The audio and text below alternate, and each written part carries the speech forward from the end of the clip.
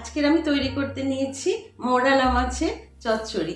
আমি সর্ষে পোস্ত বাটা দিয়ে করছি, একটু সাদা সর্ষে একটু কালো সর্ষে দিয়ে কাঁচা তেল দিয়ে আমি তৈরি করছি। মা কিন্তু আমাদের বলতেন যে ছোটবেলায় মোরালা মাছ খা, পুঁটি মাছ খা, দেখবি চোখ ভালো হবে। তখন ভাবতাম মা বোধহয় আমাদের খাওয়াবার জন্য বলছেন, কিন্তু সত্যি বয়সের সাথে সাথে অভিজ্ঞতা মোটামুটি তো হয়েছে। এখন বুঝি যে সত্যি মা ঠিকই বলতেন। এখন ডক্টরেরাও শুনি ছোট মাছ খেলে, বিশেষ করে মোরালা পুঁটি এগুলো খেলে চোখ ভালো থাকে। আর ভীষণই ভালো লাগে খেতে। ওটা যদি সর্ষে পোস্ত দিয়ে একটু চচ্চড়ি করা যায়, আমি সেটাই আজকের করেছি।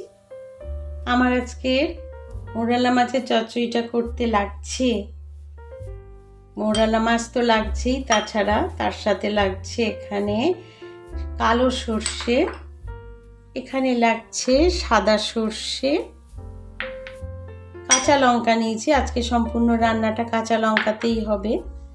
আর নিয়েছি এখানে কিছুটা পোস্ত, কাঁচা তেল নিয়েছি, কাঁচা তেলটা দিয়েই আমি আজকে সম্পূর্ণ রান্নাটা করব। আর এখানে হলুদ নিয়েছি একটু কালার হওয়ার জন্য।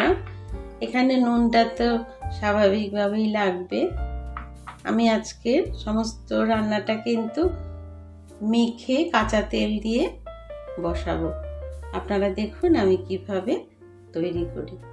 এই মোরালা মাছগুলোকে এবারে এই বোলটার মধ্যে নিয়ে নেব। এখন এই যে সর্ষেটা আমি বেটে রেখেছি, সাদা সর্ষে, পোস্ত, কাঁচা লঙ্কা আর কালো সর্ষে, একটু নুন দিয়ে একটু কাঁচা লঙ্কা দিয়ে মেখে রেখেছিলাম, সেটাকে আমি এই মাছটার মধ্যে আমি দিয়ে দিলাম। এই মাছটা কিন্তু একদম কাঁচা অবস্থাতেই করে, কিন্তু আমার যখন সম্পূর্ণ রান্নাটা হয়ে যাবে তখন কিন্তু ভীষণ সুস্বাদু হবে। এটা কাঁচা মাছ বলে সেটা কোনো রকমভাবেই মনে পড়বে না বা বোঝা যাবে না, সুতরাং এটা সবাই খেতে পারে। আমি কাঁচা তেলটা এটার মধ্যে দিয়ে দিলাম, কিছুটা নুন দিয়ে দিচ্ছি, কিছু পরিমাণ হলুদ দিয়ে দিলাম, নুন আমি আরেকটু পরিমাণ অল্প পরিমাণ দিয়ে দিলাম। এবারে আমি এটাকে ভালো করে মাখবো। আমি সুন্দরভাবে কেটে বেছে মাছগুলোকে নিয়েছি।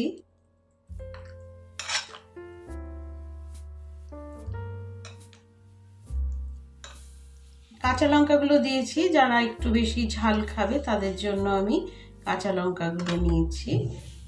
এখন আমি তেলে কিছুটা কালো জিরে ফোড়ন দেব।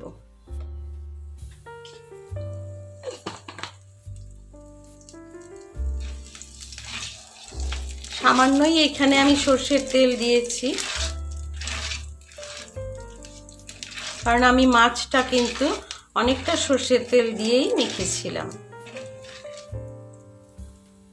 কালো জিরেগুলো একটু ভাজা ভাজা হলে আমি মাছটা ছেড়ে দিচ্ছি।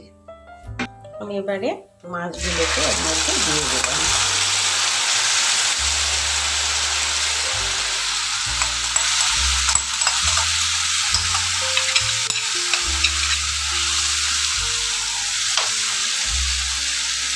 আমি এই জিনিসটাকে বেশি নাড়বো চাড়বো না, কারণ সর্ষেতে কিন্তু বেশি নাড়াচাড়া করলে তেতো হয়ে যায়। সেজন্য আমি সামান্য একটু এটা বাটিটা ধুয়ে একটু জল দিয়ে চাপা দিয়ে দেবো।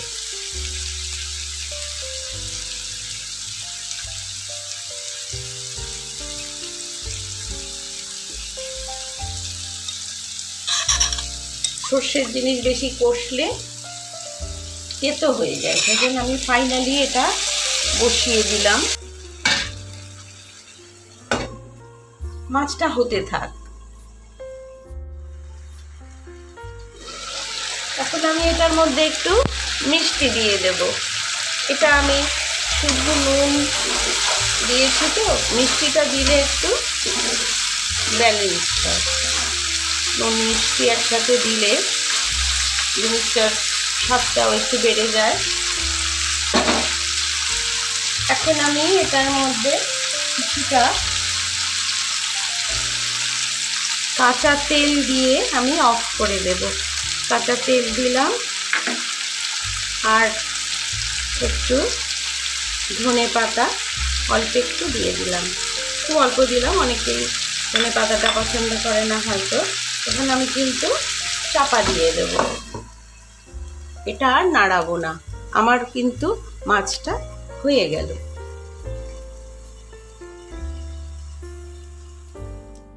তৈরি হয়ে গিয়েছে আমার আজকের রেসিপি মৌরালা মাছের চচ্চড়ি। দেখুন আমি এটাতে কালো সর্ষে, সাদা সর্ষে, পোস্ত, কাঁচা লঙ্কা সমস্ত দিয়ে বেটে তৈরি করেছি। সাথে একটু নুন, একটু সামান্য মিষ্টি দিয়েছি, তাতে স্বাদটা সুন্দর হয় নুন মিষ্টি মিলিয়ে। আর একটু হলুদ দিয়েছি আর কাঁচা তেলে করেছি। মাছটা কিন্তু কাঁচা অবস্থাতেই মেখে করেছি। আমার মাকে দেখেছি এইভাবে করতে। মা বলতেন যে যদি মৌরালা মাছ মচমচে করে ভেজে করি তাহলে মাছটা কিন্তু খুব শক্ত হয়ে যায়। আর এই যে হলুদের নুনে মাখিয়ে সুন্দর করে রেখে, বা সর্ষের রসটা যে গেছে ভেতরে বা তেলটা যে গেছে ভেতরে, তাতে কিন্তু সমস্ত রসে মাছটা সুসিদ্ধ হয়ে গেছে। আমি আশা করি আপনারা সম্পূর্ণ রেসিপিটা দেখলেন।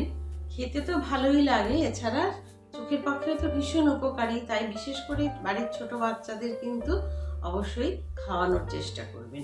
ওদের সর্ষে বাট পোস্ত দিয়ে ঝাল ঝাল করে নাই বা খাওয়ালেন, কটা ভাজা করে দেবেন, দেখবেন ওরা কিন্তু খুবই ভালো খাবে এবং খাওয়া ভীষণই ভালো। আপনারা এই রেসিপিটা তৈরি করে খাবেন, আর খেয়ে যদি ভালো লাগে অবশ্যই কমেন্ট করে জানাবেন কীরকম তৈরি করলাম আমি, বা আপনাদের কেমন লাগবে খেয়ে সেটাও কিন্তু জানাবেন।